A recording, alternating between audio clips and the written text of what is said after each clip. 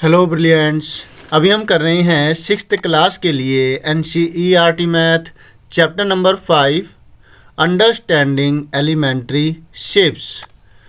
इस चैप्टर के अंदर एक्सरसाइज 5.4 है, उसका क्वेश्चन नंबर 3 अभी हम कर रहे हैं। क्या है क्वेश्चन में वो ध्यान से समझिएगा। वैसे ज़्यादा मुश्किल वाला पार्ट नहीं है ये, फिर भी हमें ध्यान तो रखना ही चाहिए। Write down the measure of some acute angles, some obtuse angles। आपको क्या करना है, कुछ एक्यूट एंगल्स की मेजरमेंट लिखनी है और कुछ ऑब्ट्यूज एंगल्स की मेजरमेंट लिखनी है, और आपको हर एक के कम से कम 2 एग्जाम्पल्स लिखने हैं। हम 2 क्या बहुत एग्जाम्पल्स लिख सकते हैं। ऐसा तो है नहीं कि भाई ज़्यादा टाइम लग जाएगा या ज़्यादा दिमाग लगेगा या ज़्यादा मेहनत लगेगी, ऐसा कुछ नहीं है। बहुत ही आसान है ये। तो चलिए इसको लिखेंगे कैसे और हम इसमें कौन कौन से एंगल्स लिख सकते हैं वो देखते हैं और फिर उसे करते हैं।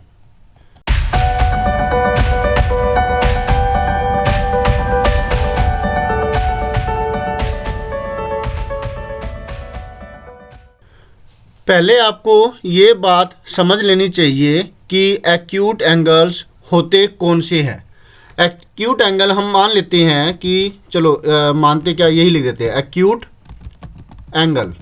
जो एक्यूट एंगल होगा वो क्या होगा, वो 0 से बड़ा होगा। एक बात हो गई, वो 0 से बड़ा होगा और वो 90 डिग्री से छोटा होगा, राइट। तो एक्यूट एंगल आपको समझ में आ गया कि वो 0 डिग्री से बड़ा हो और 90 डिग्री से छोटा हो। और 0 और 90 के नंबर के बीच में बहुत सारे वैल्यूज आती है। तो अब आप यहाँ पर एक्यूट एंगल के केस में लिख सकते हैं 1 डिग्री, है ना, और इसमें आप 2 डिग्री लिख सकते हैं, राइट। इसके अंदर आप 3 डिग्री लिख सकते हैं। कितने हो गए, बहुत सारे हो गए ना। इसी तरह से लेकिन टीचर कहेंगे भाई कुछ 2 डिजिट का कोई तो लो। तो 2 डिजिट के अंदर अगर वो कहते हैं तो आप उसमें लिख सकते हो 30 डिग्री, राइट। और इसमें क्या लिख सकते हो 31 डिग्री। इस तरीके से ये दुष्ट क्यों ऊपर नीचे हो रहा है, ये सॉफ्टवेयर प्रॉब्लम क्रिएट करते हैं कई बार जब इनका इस्तेमाल करने लग जाते हैं। जब तक पेड चलो छोड़ो बात को। 31 के अंदर भी यही चीज़ होगी, 31 डिग्री हो गया। और फिर अब कोई 60 वाला लेना चाहें तो जैसे 60 डिग्री, है ना। और अब 90 से कम की लेनी है तो आप इसमें ले सकते हो 89 डिग्री, राइट। इसमें आप ले सकते हो 88 डिग्री। तो कितने हो गए, बहुत सारे हो गए ना। इसी प्रकार से ऑब्ट्यूज एंगल को करने के लिए आपको समझना होगा कि जो ये ऑब्ट्यूज एंगल कौन सा होता है, राइट। इसी को कर लेते हैं ताकि हमें दिक्कत ना हो। मैं बताऊंगा कि इसमें मैं ये क्या फ़ायदा होगा इसका। ऐसा करने से आपका टाइम बच जाएगा और मेरी समझाने में आपको थोड़ी सी आसानी हो जाएगी। जैसे कि ऑब्ट्यूज एंगल होता है तो यहाँ पर लिख देंगे ऑब्ट्यूज एंगल्स, राइट। कम से कम 2 लिखने थे, हम कई लिखेंगे। अब जैसे ये किया है ना हमने, ये वाले जो चीज़ है कि एक्यूट एंगल है वो 90 से ज़्यादा होता है, कम होता है, और 0 से ज़्यादा होता है। तो यहाँ पर हम लिख देंगे ऑब्ट्यूज एंगल।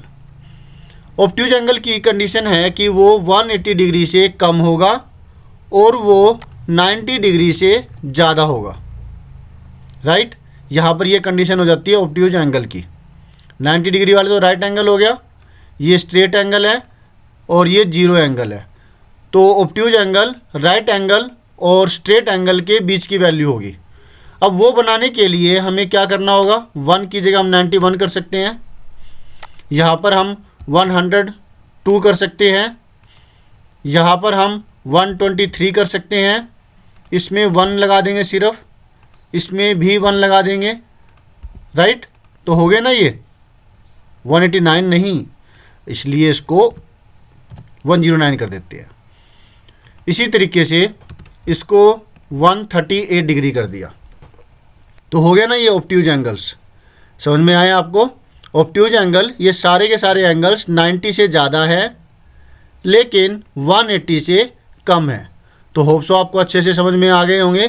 इस तरीके से आप बहुत सारे नंबर्स लिख सकते हैं, ना केवल ऐसे बल्कि पॉइंटों में भी लिख सकते हैं। 91.5, 91.1, 91.2, 91.3, 91.4 इस तरीके से भी आप लिख सकते हैं। लेकिन टीचर कहीं भी कुछ सेंसिबल तो लिखो जो हम बना सकें, मतलब जो कुछ लगे कि हाँ भाई ये वाले एंगल्स हैं जो डी से आप बनाएं। ठीक है, तो फिर उसके लिए मैंने ये ऐसे लिखे हैं। होप सो आपको अच्छे से समझ में आ गए होंगे। कोई दिक्कत हुई हो तो प्लीज़ सॉरी फॉर दैट, लेकिन मैंने अपनी तरफ से पूरी कोशिश की कि आपको अच्छे से समझा सकूं, तो मैंने इतने सारे एग्जांपल्स दिए हैं।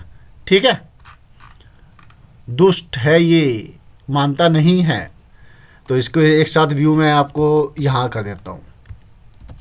आप इसका स्क्रीनशॉट ले सकते हैं और फिर मिलते हैं नेक्स्ट वीडियो में जिसमें हम करेंगे नेक्स्ट सॉल्यूशन। बाय।